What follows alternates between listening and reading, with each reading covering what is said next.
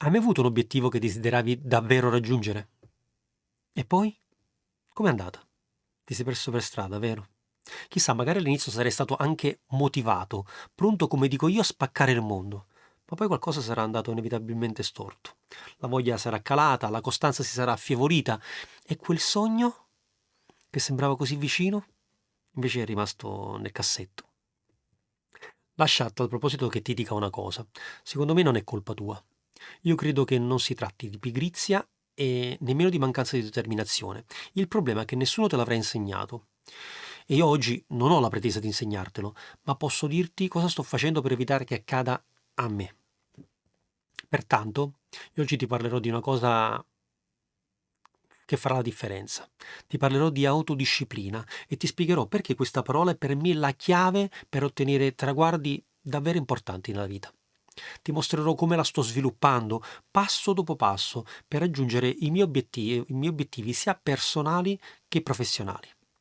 Ma prima di iniziare, se è la prima volta che passi di qui, ti do il benvenuto. Io sono Silvio e questo è Metasinergie. Qui parlo del mio percorso di crescita personale e professionale, però con un approccio pratico e il più possibile genuino e concreto. Se ti sei perso i miei primi video, ti suggerisco di andarli a vedere perché devi sapere che quello che condivido qui non sono concetti isolati, ma sono tasselli di un percorso ben strutturato che ho deciso di affrontare per mettermi in gioco e per migliorarmi soprattutto come persona, sotto ogni aspetto della mia vita. Abbiamo iniziato a parlare di crescita personale, di sinergia, della mentalità giusta per costruire ricchezza, poi della motivazione e di come superare i propri limiti. E poi ho toccato anche un altro argomento fondamentale, molto delicato. Io ho parlato del fallimento. Quante volte ti sarai sentito dire di temerlo e di evitarlo come se fosse un marchio indelebile? Ma adesso siamo qui, con un altro tassello fondamentale, che è l'autodisciplina. Perché puoi avere la migliore mentalità, le migliori strategie e la motivazione più forte del mondo, ma se non hai disciplina, se non sai essere costante e mantenere il controllo delle tue azioni, tutto il resto non si regge in piedi da solo. È per me la disciplina che ti porta avanti quando la motivazione cala ed è anche la disciplina che trasforma i desideri in risultati concreti. E oggi voglio spiegarti cosa sto facendo io per rafforzarla, perché senza di essa qualsiasi obiettivo rimarrà solo un'idea astratta. Ma andiamo però subito al pratico. Ti faccio una domanda a te a proposito. Sai qual è la differenza tra chi raggiunge i propri obiettivi e chi no? Pensaci. Non è il talento, per quanto il talento sia importante, e nemmeno la fortuna, per quanto di fortuna certo ce ne sia sempre bisogno. Ma ti dirò di più, per me non è nemmeno la motivazione, benché io la reputi fondamentale. A tal proposito ho dedicato anche un video su questo argomento. Te lo lascio in descrizione qualora volessi approfondirlo. Ebbene, la differenza per me è data dall'abilità di fare quello che va fatto anche quando non ne hai voglia. Questo è il vero significato dell'autodisciplina. C'è una frase che mi piace molto e che voglio ricordare in questo video, di Jocko Willink. Jocko Willink è un ex ufficiale delle forze speciali della Marina americana, cioè, è oggi anche uno dei massimi esperti di leadership e autodisciplina. Questa frase dice: la disciplina equivale alla libertà. Wow, a prima vista può sembrare un paradosso. Disciplina e libertà sono due concetti apparentemente che vanno in direzione opposta, se ci pensi. Però, quando pensi alla libertà, probabilmente immagini di fare quello che vuoi, senza vincoli o restrizioni, giusto? Mentre la disciplina viene spesso vista come una gabbia, una serie di regole rigide che limitano la nostra spontaneità. Ma è davvero così? Beh, io ci ho pensato molto a questa cosa e provo a farti capire quello che intende secondo me Yoko, con un esempio pratico e, se vogliamo, anche molto suggestivo. Immagina di svegliarti una mattina senza avere impegni, di restare a letto tutto il tempo che vuoi, magari anche fino a tardi. Inizi la giornata scrollando, magari facendo un po' di scrolling al telefono per qualche minuto e poi che, ti rendi conto che quei minuti passano da 1, 10, 20, 30 forse. fai colazione senza fretta e magari accendi anche la TV per tenerti compagnia. Ma senza accorgertene, la giornata cosa fa? La giornata passa e l'unica cosa che ti lascia è un senso di frustrazione ed anche insoddisfazione, se ci pensi. Dove la cosa forse che ti viene da dire, e lo dico perché l'ho detto tante volte anch'io, ma com'è possibile che il tempo passi così in fretta? Non si comprende. Oggi non ho combinato niente. Quante volte l'avrò detto? Beh, benché per molti questo, chiamiamolo dolce far niente, sia un po' considerato come una meta d'arrivo, quante volte sarei detto domani non voglio fare niente, oppure quando andrò in pensione non vorrò fare nulla, no? Beh, io credo che questa alla fine non sia la giornata tipo che almeno io vorrei trascorrere, ma credo anche che tutti gli altri la pensino come me, perché molto spesso queste giornate non fanno altro che lasciarci un vuoto. Un vuoto, perché un vuoto? Un vuoto secondo me perché per non aver potuto fare cose che magari ritenevamo importanti. E benché io creda comunque che una giornata off ogni tanto non faccia male, anzi, ti dirò che è bene, è opportuno ogni tanto pianificare una giornata di totale relax, di sicuro penso però che questa non sia la libertà. Ora userò una parola forte. Mi verrebbe da dire che più che altro questa non sia una schiavitù. La schiavitù delle distrazioni, degli impulsi, della procrastinazione. Quanto odio questa parola. Pensaci. Pensaci un po', non è così. Non la pensi come me. Scrivimelo, scrivimi cosa ne pensi perché mi piacerebbe molto discutere su questo argomento. E, però veniamo adesso all'immagine opposto, allo scenario opposto. Ok? Immagina, ti svegli e sai esattamente cosa devi fare.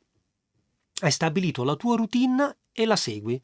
Ti alzi, magari ti alleni, ti dedichi alle attività che sono per te più importanti della giornata e senza però lasciarti trascinare da ogni distrazione che si presenta. Non significa che non ti concedi pause o momenti di relax, però lo fai con consapevolezza, senza quindi che si crei in te il meccanismo di pensare al senso di colpa, perché sai però che stai seguendo un tuo percorso ben delineato, già pianificato, già deciso in precedenza. E quando arriva la sera, è qui la differenza, la sensazione però questa volta è molto molto diversa. Certo, magari sarai stanco, ok? Però è una stanchezza diversa, è una stanchezza che io chiamerei soddisfacente, perché hai portato avanti i tuoi obiettivi ed hai costruito qualcosa di concreto, hai investito sul tuo tempo in modo intenzionale e questa è una grande differenza. È questo che ti dà il vero senso di libertà reale. Quindi a questo punto la vera libertà non è fare quello che vuoi quando vuoi. La vera libertà è avere, se vogliamo, il potere di poter scegliere la tua strada e percorrerla senza essere però in balia di impulsi o distrazioni. Ed è per questo che la disciplina è libertà. Ecco cosa intendeva Yoko. Perché, tutto sommato, se ci pensi, quando hai disciplina non sei più schiavo delle tue debolezze, ma padrone delle tue azioni. A tal proposito, devi sapere che ho iniziato da qualche settimana ad andare in palestra anche la domenica mattina. Sì, questo l'ho fatto per aggiungere un piccolo tassello a quella che già è la mia routine. Ok? E ti dirò che non sai che gusto che ho e che provo nell'iniziare la giornata in questo modo, perché mi dà slancio, mi sento, ehm, mi sento più energico e mi sembra di trascorrere la giornata diversamente e ti dirò di più, mi sembra anche che la giornata trascorra più lentamente. Dovresti provare. Prova, fammi sapere. Certo, lo so bene. Lo so bene, quando parlo di prove la situazione si complica, perché mi rendo conto che si è sia più facile a dirsi che a farsi. Però penso ne valga la pena. Quante volte hai provato a cambiare queste tue abitudini, senza però raggiungere l'obiettivo che ti eri prefissato? Ne sono sicuro. Però mm, non preoccuparti. Non preoccuparti perché io credo che questo sia normale. Eh, il cervello umano è progettato per cercare il comfort ed in qualche modo tende a risparmiare energie. Se ricordi, l'ho detto anche in un mio video passato, il nostro cervello è, è programmato per proteggerci. La sua priorità è la sopravvivenza. Pertanto è normale che dopo un po' il tempo eh, tenda a destrutturare i tuoi nuovi buoni propositi. Questo perché il tuo cervello cerca di riportarti poi alla tua zona di comfort, che è perché è questo che il cervello tende a fare. Ma io su questa cosa mi sono veramente intestardito. E benché non voglia rendere pesante questa mia nuova attitudine, non voglio eccedere, non voglio esagerare, ok? Perché poi potrei rischiare di passare alla parte opposta. Eh, quindi non credere che voglio eccedere nell'autodisciplina, non voglio esagerare per non ottenere appunto l'effetto opposto, però sento l'esigenza di darmi delle regole per migliorare il mio modo di essere, per approcciarmi nella, nel modo migliore nel modo migliore possibile a quelle che possono essere le mie sfide quotidiane e non sentirmi quindi più schiavo da quelle che possono essere le distrazioni e le tentazioni. Però lo voglio fare anche con un certo metodo, con un certo criterio, senza spingere troppo sull'acceleratore. Ed è per questo che, sai, sto lavorando su tre aspetti che reputo importanti per poter rafforzare la mia autodisciplina. Sono tre concetti che oggi voglio condividere con te, per darti uno spunto, qualora volessi anche tu percorrere eventualmente questa strada. Bene, veniamo al primo. Il primo è l'allenamento quotidiano, la disciplina. Devi sapere a tal proposito che mi piace immaginare la disciplina come se fosse un muscolo e come ogni muscolo eh, questo va chiaramente allenato, giorno dopo giorno, con costanza. Parlando di allenamento, per me lo sport è stato uno dei migliori maestri di autodisciplina. Allenarmi, devi sapere che io mi alleno almeno 4 volte a settimana, indipendentemente dalla stanchezza, dai pensieri oppure da quelle che sono diciamo, gli impegni quotidiani. E questa cosa mi ha insegnato che il corpo segue alla fine la mente. Ma questo principio credo che valga per qualsiasi cosa. Se vuoi costruire autodisciplina, devi darti delle regole, prima di tutto, e cosa ancora più importante, le devi rispettare, anche quando nessuno ti guarda. Non ti devi fare bello verso gli altri, ma verso te stesso. Ed è per questo che ho deciso di andare anche la domenica mattina in palestra, per insegnare al mio corpo di seguire la mia mente. E ti dirò che mi sta piacendo molto questa cosa. Poi parliamo del secondo aspetto.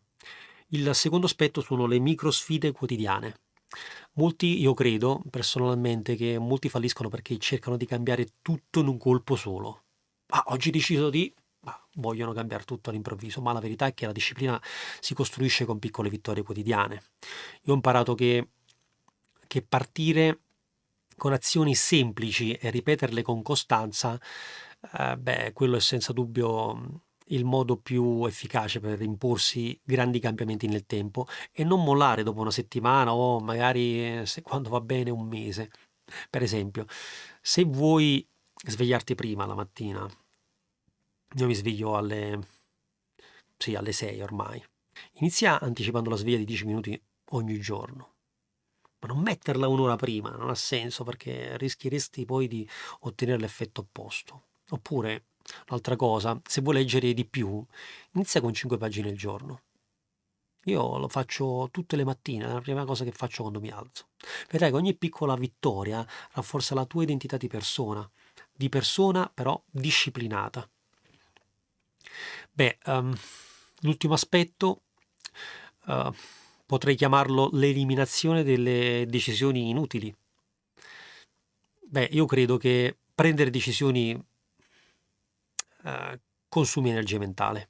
Per questo molte persone alla fine della giornata si sentono in qualche modo stanche, svuotate, non riescono a mantenere la disciplina. Io ho imparato eh, da, seguendo questo mio percorso che ridurre il numero di decisioni inutili aiuta a mantenere il focus su ciò che conta davvero. Beh, se hai qualche dubbio a riguardo, ti faccio un esempio. Molti grandi imprenditori indossano, se ci fai caso, sempre gli stessi vestiti. Guarda magari le immagini che trovi su internet. O seguono una routine fissa. Perché questo? Perché loro così evitano di sprecare energie su dettagli che possono essere considerati senza dubbio irrilevanti. Più, eh, più tu automatizzi certe scelte, più ti rimane energia per le cose importanti. Ecco perché nei video che faccio indosso sempre la stessa maglietta. Beh, certo, non solo per questo, non solo per costruire e rappresentare la mia identità, se vogliamo, no? Per fare in modo che le persone, non dico che mi riconoscono vedendomi nei miei video, però i miei video sui social, ma soprattutto io cerco di far questo per non perdere tempo a pensare a cosa indossare per il mio prossimo video o per eventualmente una diretta.